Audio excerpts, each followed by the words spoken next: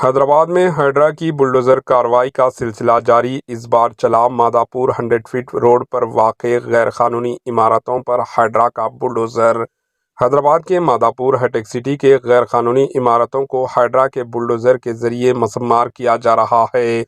ماداپور ایپا society کے 100 fit road پر واقع غیر قانونی 5 منزلہ بلڈنگ کو بلڈوزرز کے ذریعے مسماری کا سلسلہ جاری ہے۔ گزشتہ سال میں اس بلڈنگ کے مالک کو GHMC کے حکام نے نوٹس جاری کیا تھا۔ کل ہائیڈرا کے کمشنر AV رنگناتھ نے جائزہ لیا تھا، تاہم جائزہ میں الیگل قرار پانے پر آج ہائیڈرا کے بلڈوزر کے ذریعے کارروائی انجام دی گئی۔ 5 منزلہ بلڈنگ روڈ کے قریب ہونے کی وجہ سے پاور آف کیا گیا۔ پولیس کی ٹیم کی موجودگی میں ہائیڈرا کے بلڈوزر کارروائی کا سلسلہ جاری ہے۔ Bureau report AHN news.